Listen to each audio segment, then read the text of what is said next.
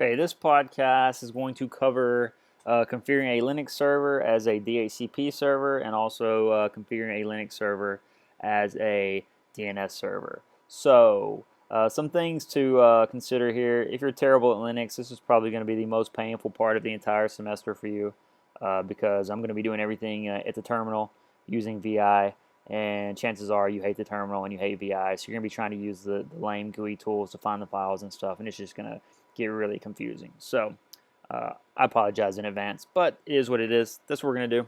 So the first thing we want to do is we need to set our Linux box to have connectivity. So we will set it to have an IP address that I gave you on the lab sheet. If config. So right now it has this address. We're going to set it to have an address eth0.10.1.1.130. Our router is 129 in this subnet, so we want it to be 130. We're going to make sure we can ping the router. We can ping the router. So now we're going to set a gateway to be the router. And for fun, we're gonna go in and I'm gonna go in and put a name server because you probably need to do this. Etc resolve.conf. And I'm gonna set this to be my router 10.1.1.1.129. Oops. Darn UVI. And now I'm gonna try to get out to the internet to make sure it works, which hopefully it should because we set everything up. And it does work, so that's great. Why do we need to get out to the internet? Why? Because we're about to install some software. So I need to use yum to install some software. I want to install dhcp. That's it, dhcp. So yum-y install tells it to install. The -y tells it not to ask me any questions, just do it. So we'll do that. Hopefully it's going to work and install the dhcp server.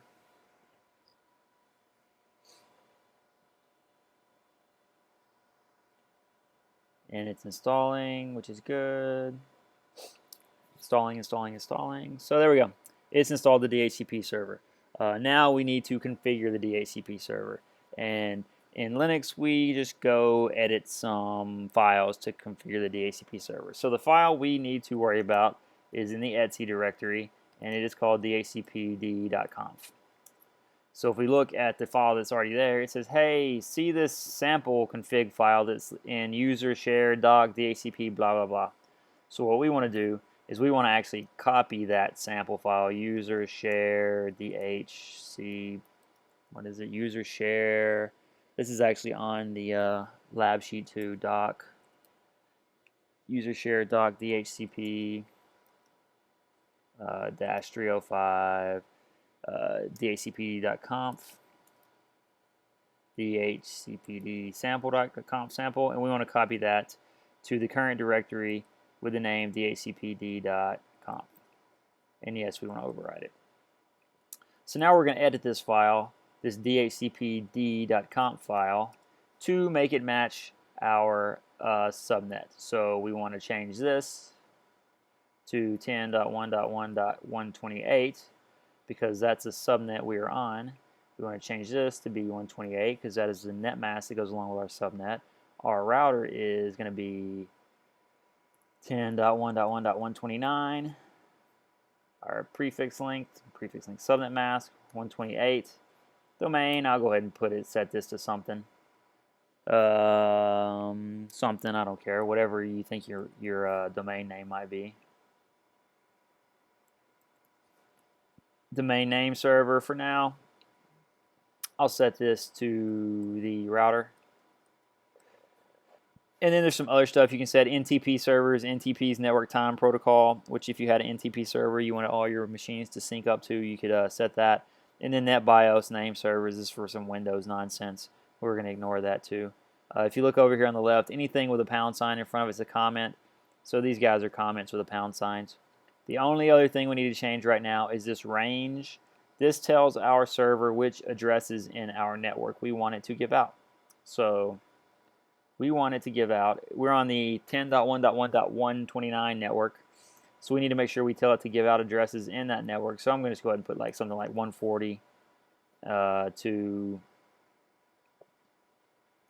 10.1.1.160. So that gives me like 20 addresses or whatever. And that's pretty much what we want to do.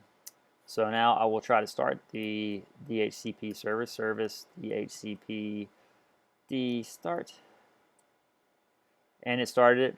If you would have gotten an error here, which most of you probably will get an error here, you can try to find out what the error was by looking in the var log messages file. Var log messages. And this tells you a bunch of stuff about what happened when DHCPD started up. So if you got an error, I recommend you run tel-f var log messages in one file. What tel in one terminal window, what tel.f does, -f does, is it causes the output to be updated. So then you can see what happens. Service DHCPD restart. I'll restart it, and then if I look over here in my window, you see that it updated with the information. So if you would have gotten an error in here, it would have told you what the error was, like, probably like, your file was terrible, you should probably switch majors to Arch or something like that, if that was the case. So now I have a DHCP server up and running, so we need to go see if we are going to get an address from our DHCP server. So we'll go back to our trusty Windows virtual machine. We'll do an IP config to see what we have. Oh, look at that, I still have the old address. So yeah, so your machine, DHCP, the way DHCP works is you get an address, and then you keep that address for some length of time, and then at the end of that time, you try to keep that address. So just because I've moved my connection to a different VLAN, my PC has no idea. So if you're moving PCs around to different VLANs and expecting them to get different addresses, you may or may not have the expected behavior. So you may need to actually release and renew your stuff once you make changes like that. So hopefully now I'll get an IP address for my Linux server, which I did, 10.1.1.160, and hopefully I should be able to get to the internet again. Which I can. So now I'm getting an address from my Linux DHCP server. So the next thing we're going to do is change the config on our Linux server for DHCP by editing this file again, not that file.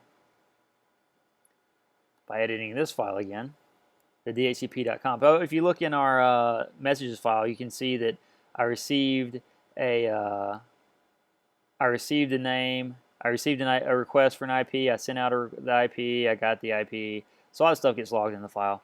So that's good to know, the var log messages file. So now I'm going to look at the clients file, like .conf file again.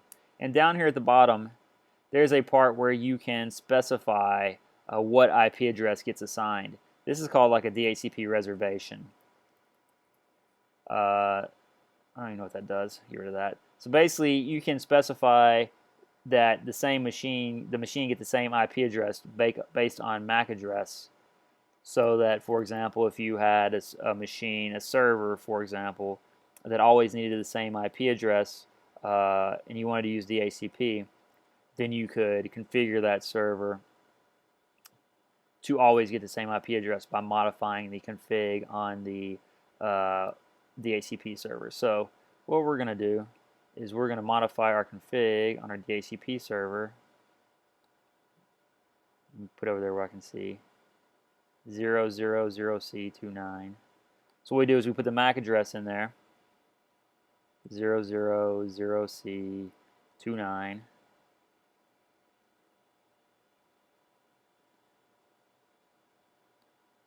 Two 804234.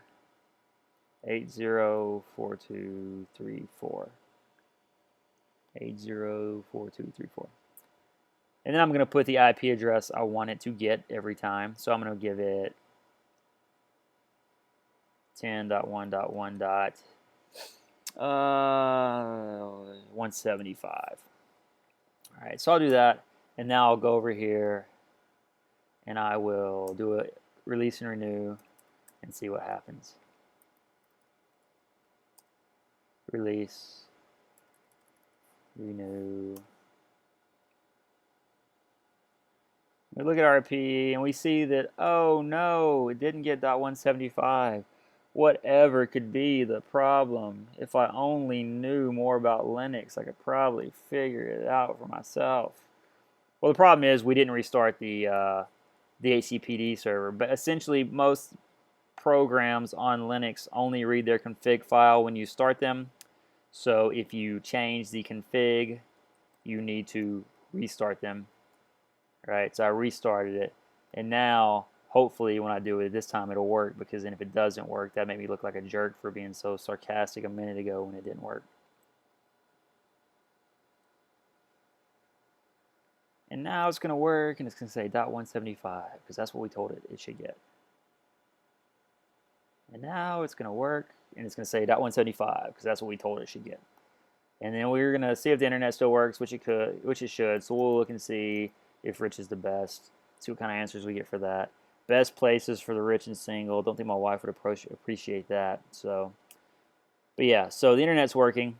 We got our reserved address, and we got our we got our reserved address. So next thing we want to do is I want to go back in to the file, and I want to change my MAC address because that might mess me up later on. I don't want to actually give this guy a address that might mess me up later on. So now we want to take a moment to consider what we have just done. We have configured our Linux box as a dhcp server, and it will give out addresses to machines that are in the same VLAN. Let's talk about a few issues with dhcp. dhcp works by sending out a layer 2 broadcast that essentially says, hey yo, I need an address. Is there anybody out there to give me an address, right? So since this is a layer 2 broadcast, it's not going to cross the router. So if the layer 2 broadcast is how we get an address, how do we get an address on all the different VLANs if we have like 50 VLANs? Does that mean we'll need 50 DHCP servers, one for each VLAN? Because we have to have a DHCP server in the VLAN, right? Because it's a layer 2 broadcast. Does that even seem to make sense? And if we add a new VLAN, we got to go buy a new DHCP server? That doesn't even really make sense, right? No, actually, we don't have to do that. We can forward DHCP requests onto the DHCP server. So essentially, we need to have something in the VLAN that will listen for DHCP request, and then when it receives a DHCP request, it's going to send that request to the DHCP server, and the DHCP server will reply. So in this case, we are going to configure our DHCP server so that it can provide IP addresses to our other VLAN, our VLAN 2. So what we need to do that is to create a new subnet declaration that matches the addressing for VLAN 2. So I'm going to copy 20 lines, 20 YY, and I'm going to go down here to the bottom and paste them. Paste. I'm going to change this stuff to match up. And 20 was like the perfect number to guess. That's freaking phenomenal. I'm going to change this stuff to match up what I have for my VLAN 2 subnet. The router on VLAN 2 is going to be .1. We'll just change the IP or the DNS server to be .1, and then we'll go from 14 to 16 or something. Yeah, whatever. Actually, let's do more than that, just in case we got tons of clients. Let's not doing more than that. Fine, 120. All right, so I've now configured my Linux server to provide DHCP answers to the other LAN. I have a PC connected to the other LAN that you can't see right now. So I'm just going to tell you whether it worked or not, and you'll believe me. Actually, that's pretty much true. We'll restart the DHCP server, restart the DHCP server. So now we're listening on our Linux server. We're configured on our Linux server for giving out addresses on the other VLAN. Let's look at our log file. Other thing we need to do, we need to configure our router to forward requests. And we're going to do a little experimentation with this. For example, I don't know if the router, right now our router is configured to do dhcp as a dhcp server, right? So I don't know if I configure a helper address on my router whether it will actually use its own dhcp server config, or if it will actually go ahead and, you know, the heck was that? Go ahead and actually forward the request. So we're going to configure it. You have to go into the interface, each particular interface you want to relay the request. So in this case, we're doing it for VLAN 2, so we'll do the FA0/1.2, and then we will put in the command IP helper address and then the IP of the DHCP server. And in this case, I'm pretty sure I made my Linux box 1.130. So let's take a step back for a second and look at what we have to explain what we're going to do. We still have our router. I'm pointing with my finger like that's going to help. We still have our router configured as a DHCP server, but we've also configured our router to forward the DHCP requests that it receives on that interface. So I'm not sure what it's going to actually do. I'm not sure if it's going to answer or if it's going to actually send the requests to the DNS server. I mean the Linux DHCP server. So we will go ahead and try this one time and see what it does. So if it sends it to the Linux server, we should see the request show up here in the logs. If it answers it itself, then we won't see it show up in the logs, and we'll need to go and remove the DHCP config from the router. And I just did ipconfig release and renew, and I'm waiting, and nothing showed up at the Linux DHCP server, so I'm assuming that the router answered itself, and I got an address, and it is an address from the router. So what I'm going to do is I'm going to go into the router and get rid of the DHCP config. Right. So I'm going to do a conf t no IP dhcp pool vlan 2 dash pool, and now I'm essentially going to do the same thing I just did, but hopefully this time it will actually forward it to my Linux box. So I did a release. Hey, look at that, it forwarded the release, even though this Linux box is like, I don't know what you're talking about, since it got an address from the other one. I'll do a renew. Hey, there we see I got a request, I got an offer, I got a request, and in a second I will look and see that what am I going to see? Oh yeah, see if I got an address. See that I got an address in that subnet.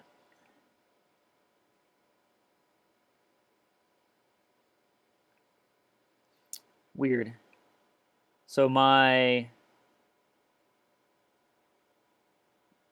that's funny. My Linux box actually gave back the 1.53 address that the box had before. So that's interesting. And I got an error in here I could fix. It says, this server is authoritative for that subnet. Please write an authoritative directive either in the subnet declaration or in the scope that encloses the subnet declaration. So I'm not going to worry about that right now. But essentially, if we go look, there's a file that I think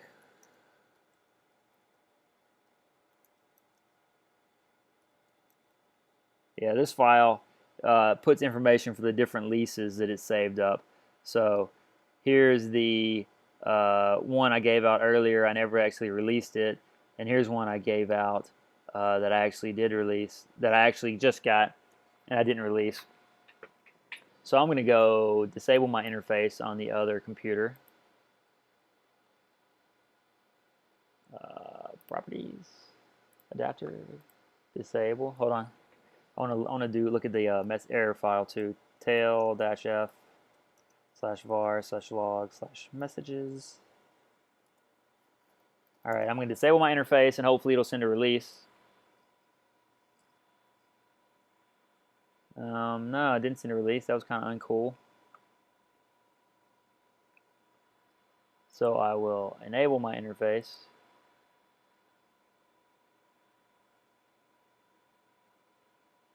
Well, that's kind of uncool. I just disabled and re-enabled the interface, and it just kept the IP it had. I thought it would release it and renew it. Actually, it didn't keep the address. It didn't have any address right now. What's going on?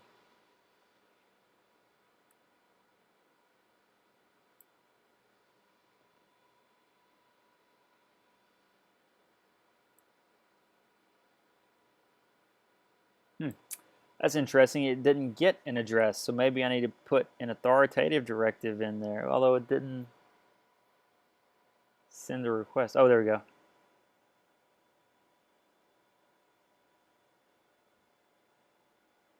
All right, so finally, that took a little while. But he got the .53 again, so I guess my machine is just being cruel.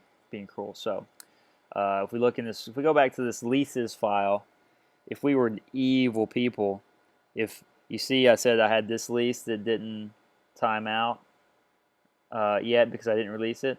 If you were an evil person, you could send a bunch of dhcp requests and follow the process to get an address, and then not release it, and then send another one from a different MAC address, and then not release it, and then send another one from a different MAC address, and then not release it.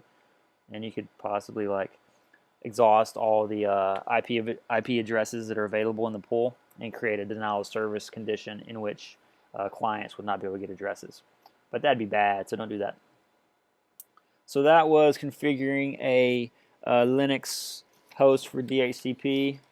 Configuring a relay agent on the router to configure to allow the Linux host to be a DHCP server for both VLANs, and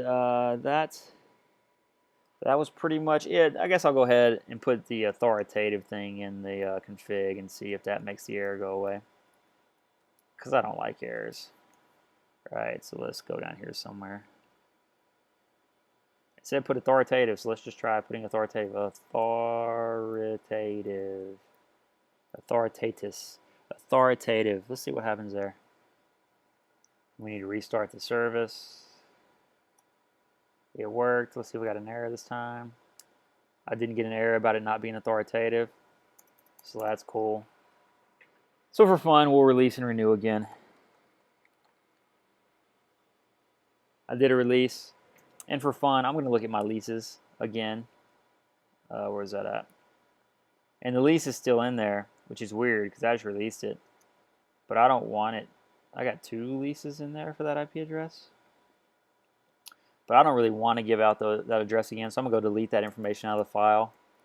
It said in something I was reading that you shouldn't edit this file directly, but you know, I like to live dangerously, so I'm going to go ahead and delete these lines out of here because I want my other Windows box to get an IP in the other that's not .53.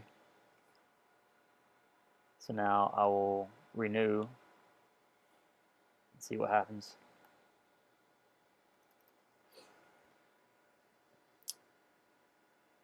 Dang it. It can't be .53 again. The Windows machine apparently is holding on to that .53 even though I don't want it to. That's pretty annoying.